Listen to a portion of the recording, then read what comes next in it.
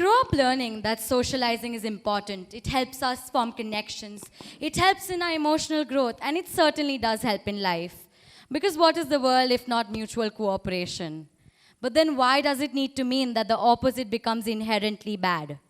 Just because socializing is helpful doesn't directly draw out the conclusion that solitude is harmful. And that is the narrative that I wish to confront today. A narrative so fixed in our heads. While socializing allows you to form external bonds with those around you, solitude allows you to bond with yourself. And no matter how many maps you have in the world, if you don't know yourself, you're truly lost.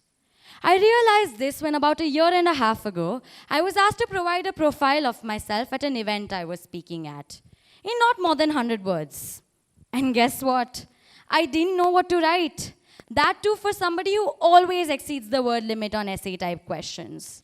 And so I did what we all do when we don't know what to do. I texted 5 different friends of mine, asking them to write it for me or at least tell me what to write. It was the glorified "my friends know me better than I know myself" narrative that I started to question. I love my friends and I love how they know me so well. But what I didn't like was that I didn't know myself well enough. Because both of those things can and should coexist. Now I want everyone to think about this honestly. When we miss out on meeting somebody or a gathering, don't we consciously reschedule? Don't we try and find any and every gap in our schedule to make it happen? If we don't have the time, we make the time. But we meet that person or those people. But then why not consciously take that same time out for yourself, for your growth? And if we do so, why is it perceived negatively as antisocial behavior? As I realized this, I realized I needed to, for me, embrace and utilize the moments of solitude in my life. Change how I perceive them, because they are inescapable.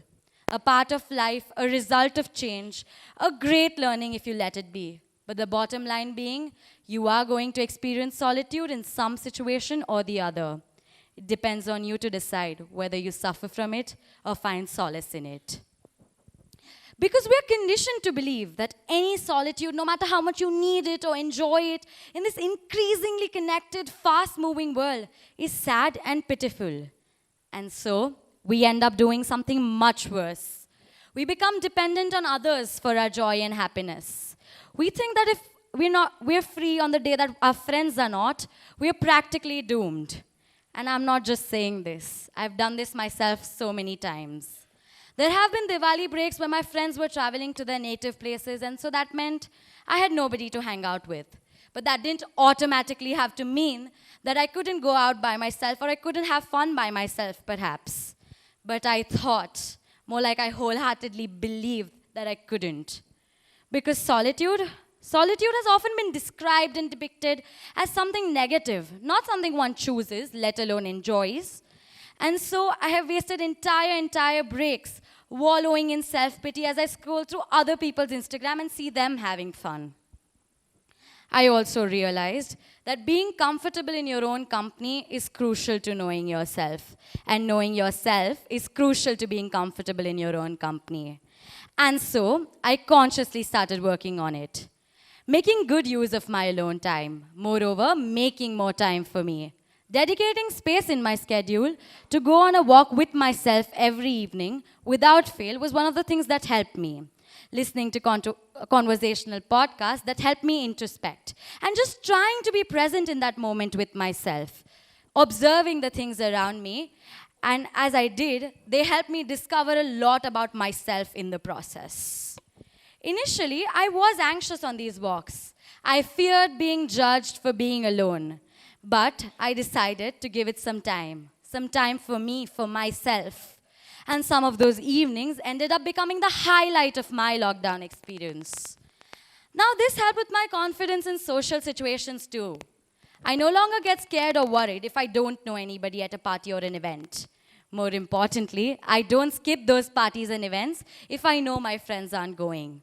I go to the places that I want to go to regardless of the presence or absence of company.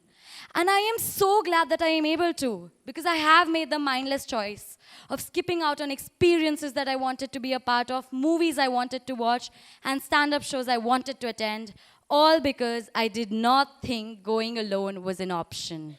From that It has become an active choice, a choice that has enabled me to better understand myself, to have healthier external relationships as a result of knowing my boundaries better.